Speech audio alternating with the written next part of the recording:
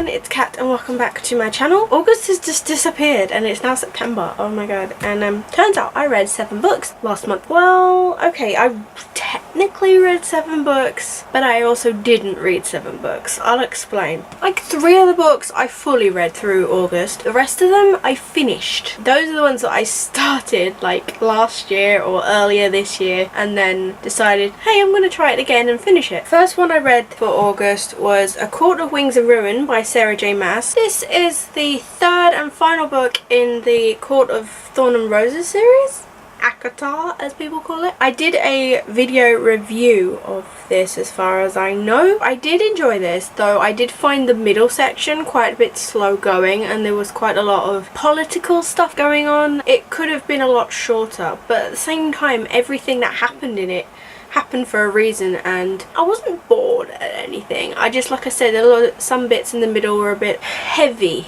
for me anyway. So I rated this 4 out of 5 stars, I think. Yeah, I'm kind of gonna miss them, the characters and everything. The next one I read in August was Our Dark Duet by V.E. Schwab. This is the sequel to This Savage Song. It was only a duology. I don't know, I liked this a lot and I'm trying to remember what I thought about it. It was one of those where I enjoyed it, but I wasn't screaming from the rooftops. Oh yeah, okay, so I remember why I wasn't screaming, because, yeah, no spoilers, but something happens and it just kind of ruins it for me. I'm like, no. But I did rate this, I think, 4 out of 5 stars. The next one I actually finished. I did start it like months ago and I left it with about 150 pages to go and I ended up just kind of skimming sections, not because I didn't enjoy the book, but because I kind of just wanted to finish a few books that were on my currently reading list on Goodreads, and I think I'm going through a bit of a reading slump. So I was just like, okay, let's just finish this. So I did in the end, and it is The Scarecrow Queen by Melinda Salisbury. I can't speak today, fuck it. The 3rd and final book in the Sin Eater's Daughter series, whatever, trilogy.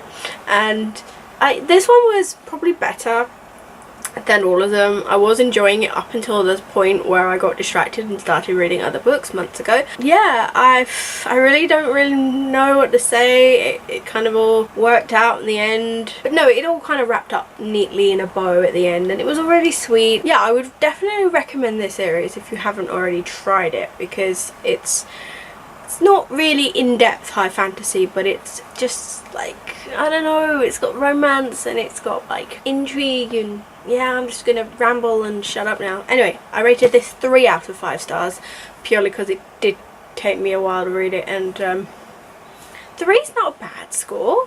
3's, you know, I liked it. If it was 2 stars I would be like, eh.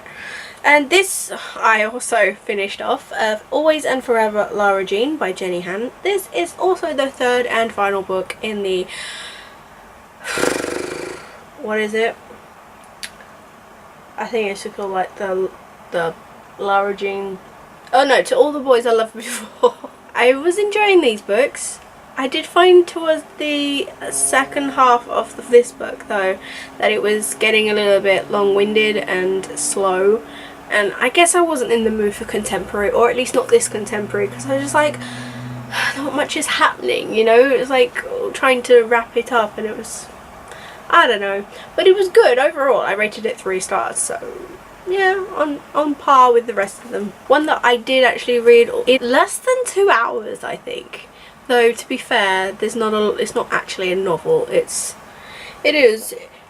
All Absolutely Fine by Ruby Elliott. It's an illustrator called Ruby ECT or etc, however you say it, on Tumblr. I've got loads of tabs because a lot of it is very relatable, because it's sort of explaining the author's journey of like depression, and even if you don't suffer from any of it, there are parts where you can maybe be like, yeah, I understand that. Intriguing insight into somebody's mind. It's basically all these little like drawings and such. I did love this. It was truly an insightful book, and there was just so many points where I just laughed out loud and nodded along. It was like, yeah. I mean, there were sections that I couldn't personally relate to at all, but I still found it interesting, and I rated this 5 out of 5 stars. I definitely think you should go and read this. It's informative and it's also hilarious in its own way. Another one I finished off in August is Nevernight by Jay Kristoff. Finally, can you believe it? It took me forever to get, because I started reading this twice in the past, when I first got it last year and then this year, and I couldn't get into the writing style. And I know that so many people were like, you know, give it a few hundred, you know, give it 70 to 800 pages, you will love it. And I did. It just took me a long time to get into it, and this time I persevered and I really loved it. It was, I love Mia and Trick and everything, and there were so many things that I'm like, oh my god, this cannot be true. I really hope the next book, you know, oh, I can't spoil it, but I love it's inspired me to write my own assassin story, but definitely not quite as violent.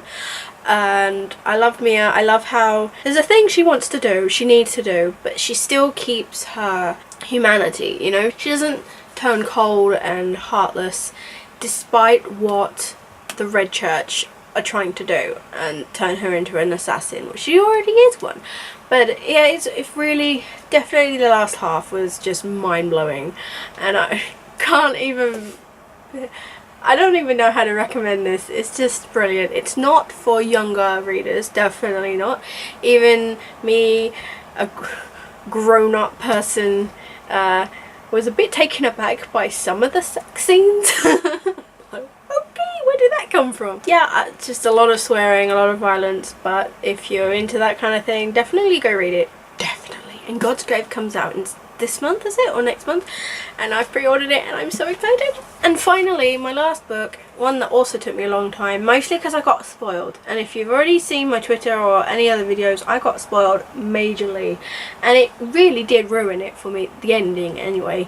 Lord of Shadows by Cassandra Clare, the second book in the Dark Artificer series. What can I say about this book? Well, I rated it 4 out of 5. I would have rated it 5. Like, everyone's going about how this book tore them apart and it ruined them. Oh my god, and they got a book hangover. And because I got spoiled, felt nothing. Mostly, to be honest, I felt nothing for half of the characters. I don't know what it is. Out of the new characters, not the cameos from like the Mortal Instruments, the only people I felt invested to were Julian and Emma. And that's it. Like, the rest of them, I could take or leave them. I don't really care. There's just nothing about them that makes them stick in my mind.